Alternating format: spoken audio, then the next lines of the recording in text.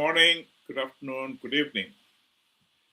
I've already done some commentary on the interview that Jealous Mawarire had with Ndara B of Heart and Soul.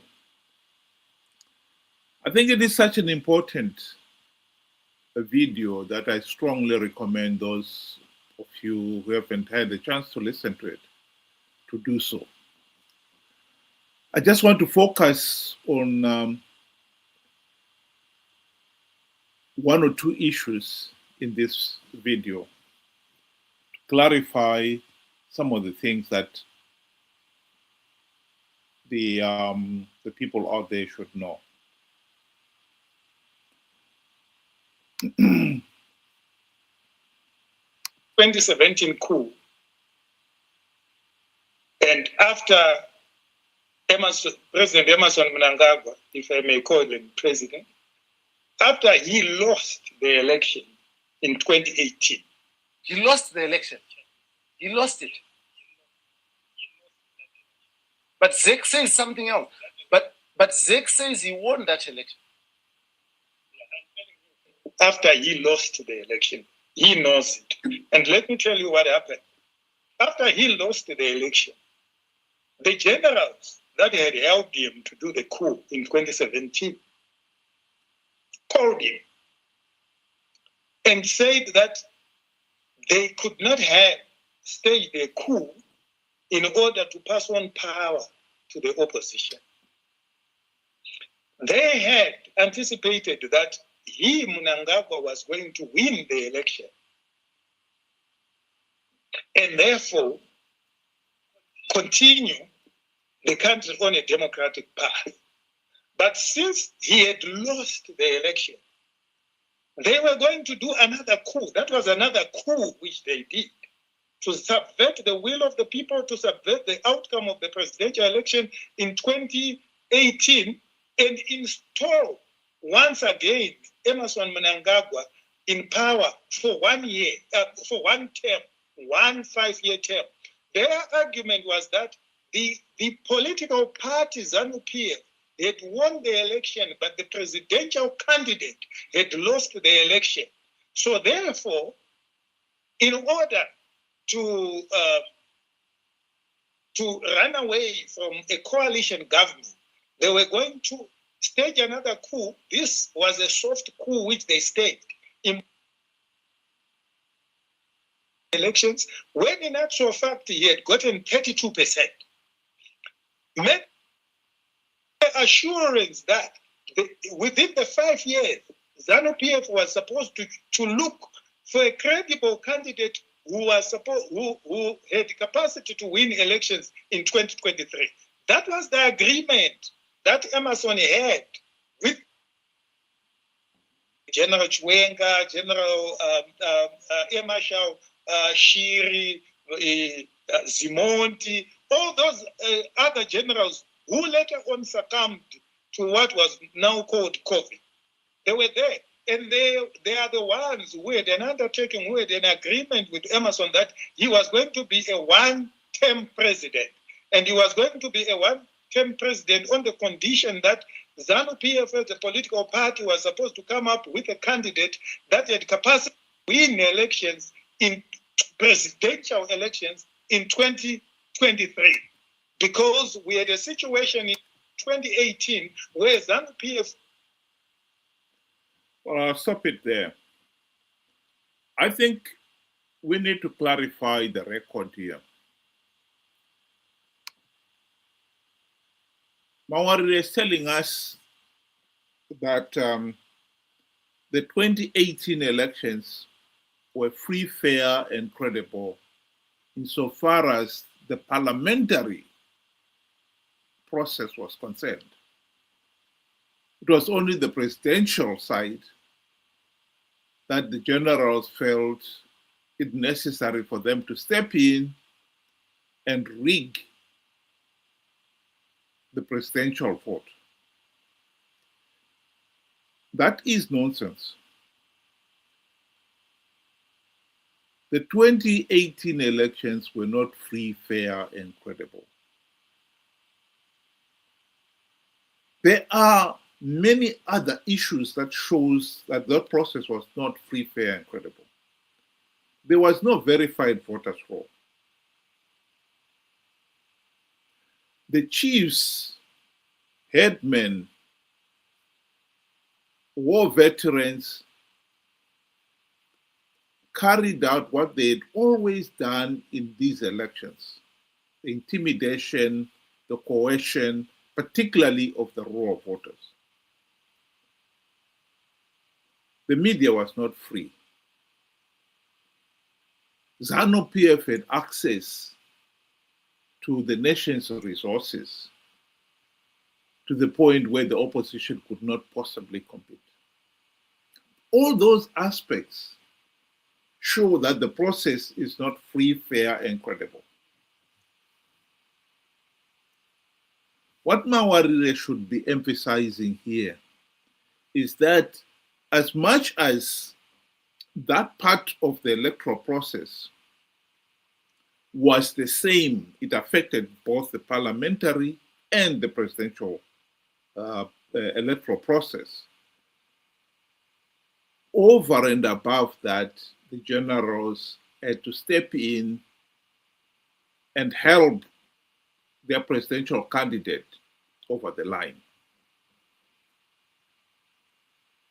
That was also revealed in the presidential election results challenge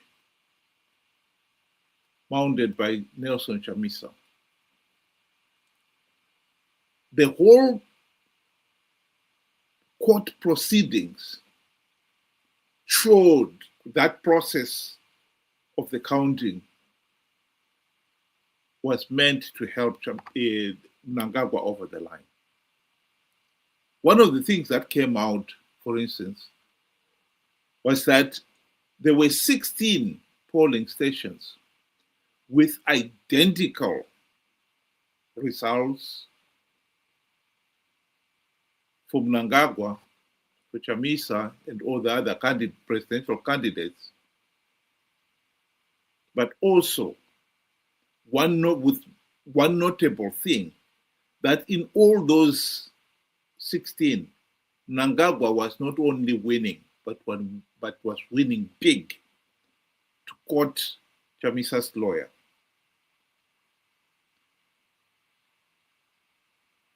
There can be many explanations for it, but the obvious one is that the V11 results, which is the summation of all the polling votes, the votes cast for each of the candidates, etc., the V11 forms. The entry of that V11, those 16, must have been duplicate, where they are identical. Those 2 or 3 that with the identical results would have been, they were generated from one V11 that was entered twice to top up Mnangagwa's vote.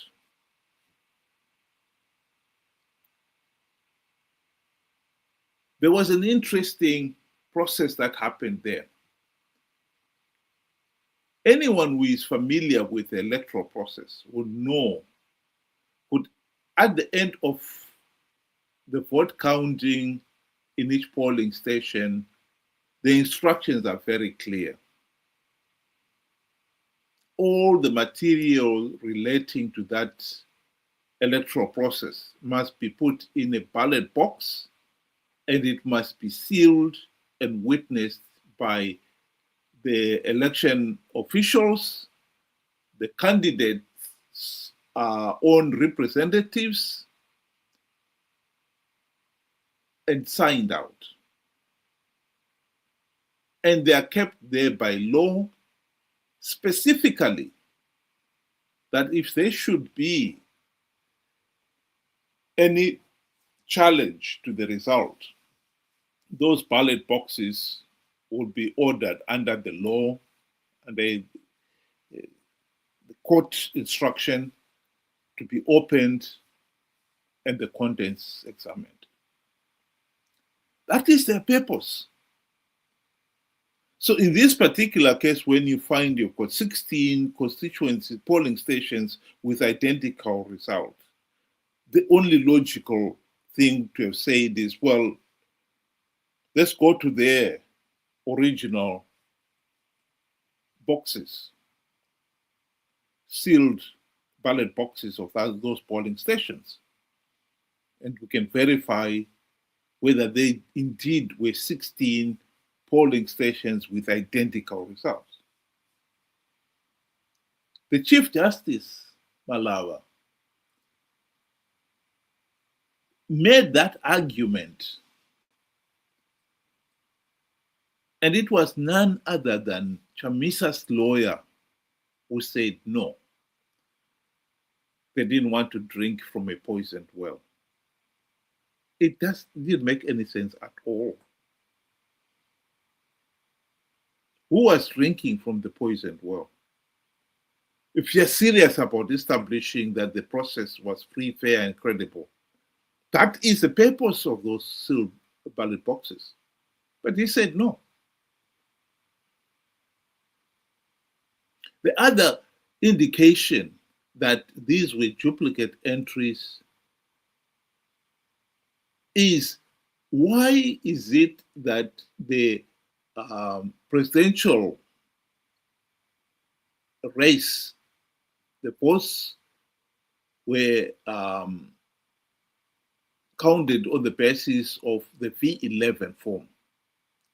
If you look at the electoral law, it clearly says the presidential vote count would be based on the V23B form, which is the form that comes from each of the 210 constituencies.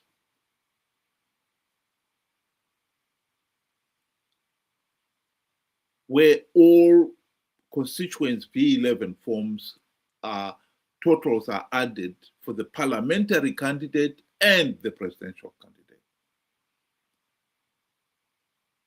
And yet, in this case here, as in 2018, as in 2023 as well, ZEC decided to go back to the V11. And one of the things that came out in the court challenge was that there was a discrepancy between the total number of votes cast in the presidential race was different from that cast for the parliamentary elections. Yes, the voters are allowed to say, just give me the ballot paper for the parliamentary race. I'm not interested in the president, or the other way around.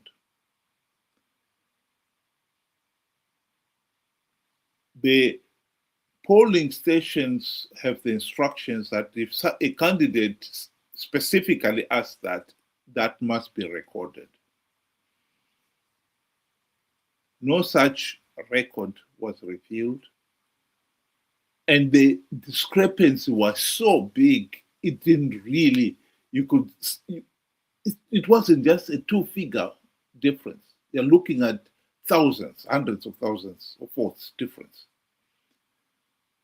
Again, a clear sign that here was a situation where Mnangagwa's vote was being topped up to get him over the line.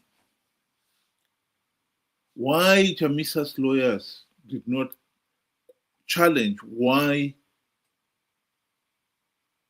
ZEC had reverted to V11 forms is again another mystery.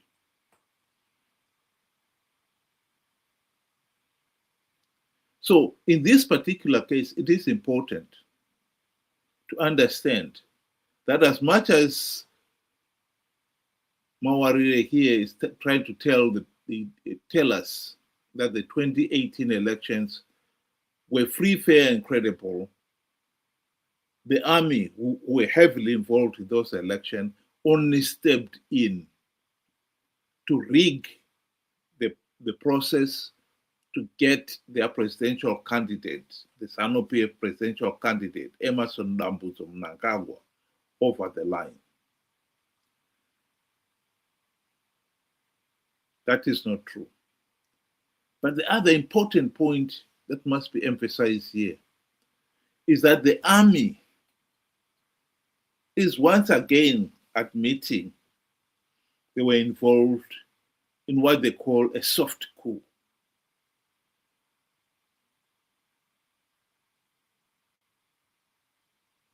Later on in the same tape, you will hear Mawarire talking about 2023 and that Mnangagwa did not trust the army to be involved. So he got the CIO and FAS to help him rig those elections.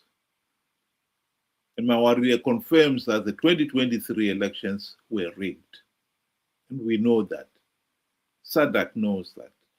The AU knows that. The army were not involved in that election, as we already know. The army was angry that Mnangagwa had not honored the agreement with them to serve only one term. And this whole Mawarire interview is all about the army being unhappy with the way Mnangagwa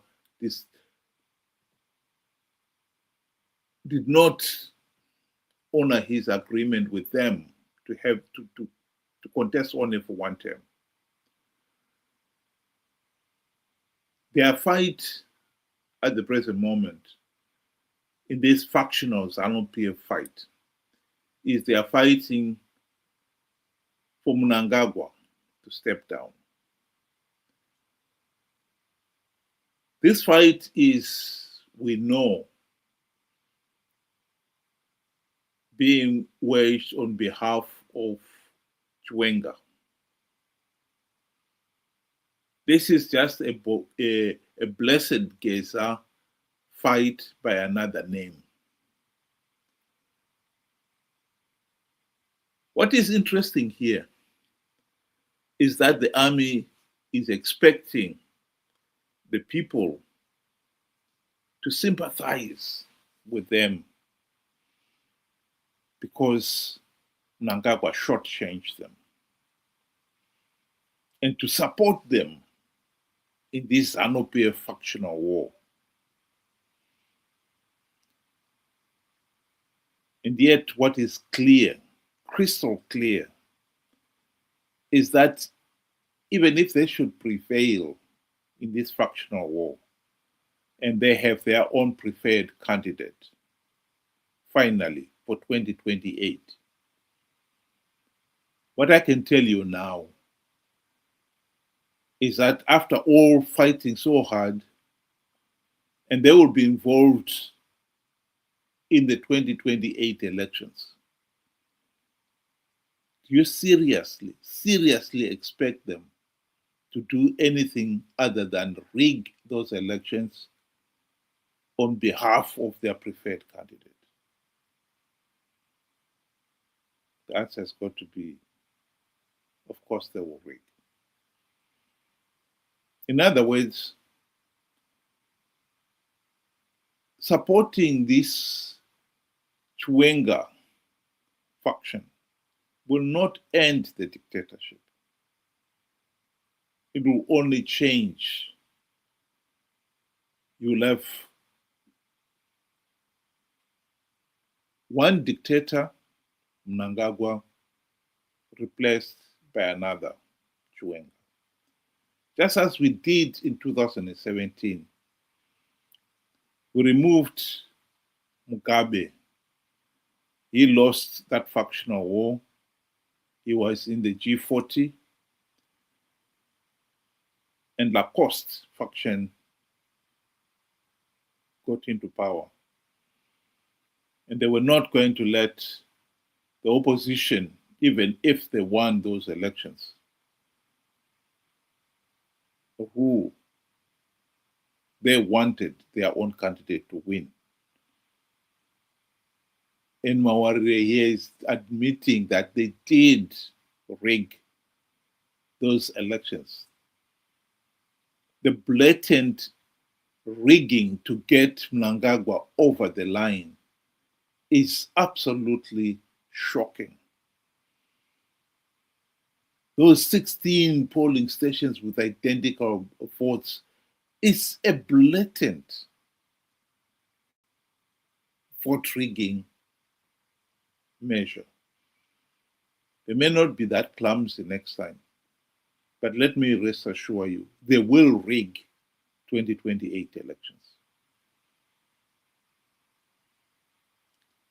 The people of Zimbabwe should be clear what they want.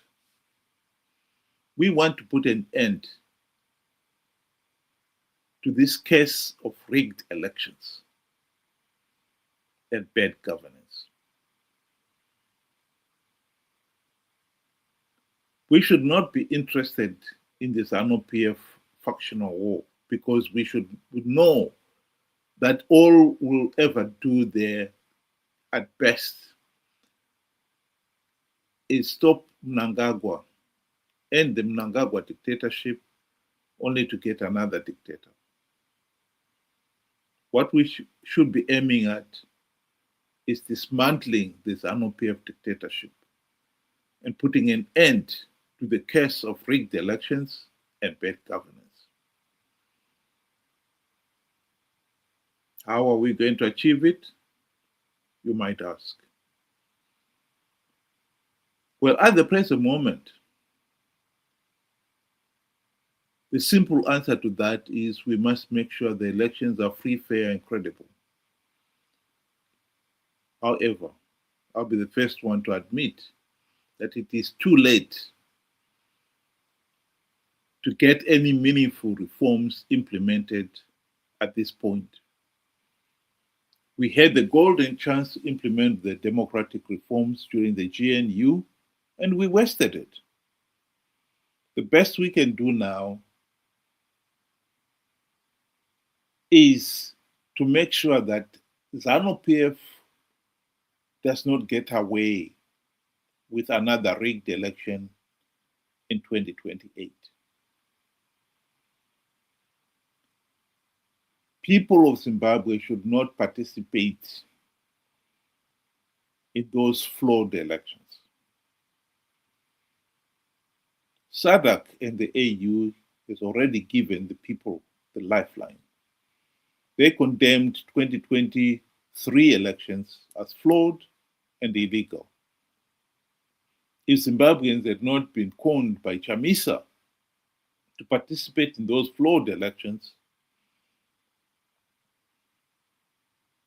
SADC and the AU would have denied Zanu PF legitimacy as they did in 2008. We should not be surprised that Chamisa conned the people. As I've said, if you look at 2018 elections, the whole challenge of those results was just a smokescreen. Chamisa had no intention of seriously challenging those results. Otherwise, he would have asked the sealed ballot boxes, for instance, to be opened. There is no doubt anyone who looks at the history of MDC CCC, they will see that MDC CCC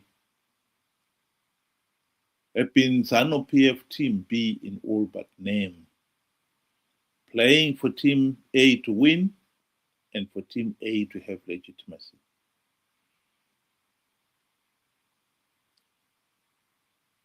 For a reward.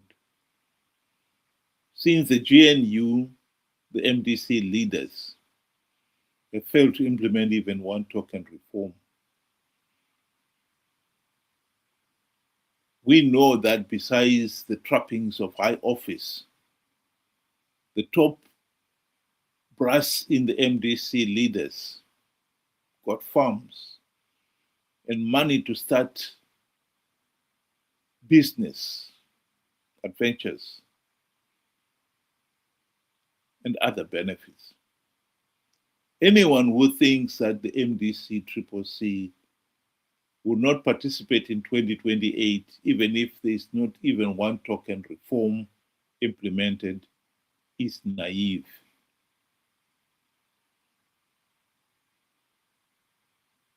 We should be smart enough to realize that this nightmare of 46 years and counting of rigged elections is because, yes, we had a regime, Zanu PF, that believed that they have the divine right to rule the country. But we also had the misfortune of having the opposition whom were entrusted the task of implementing the reforms and dismantle the dictatorship, who, particularly during the GNU, were bribed to the point that from there on, they were running with the povo hair and hunting with the Zanu PF hounds. I once again recommend that you look for the video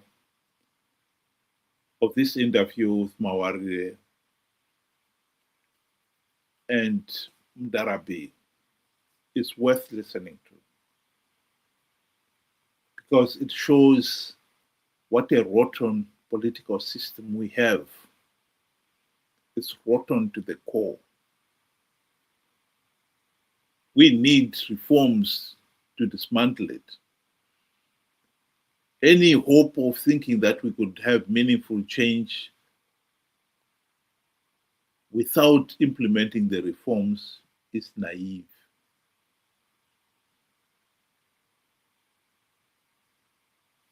Think about it. Thank you very much. Have a good night.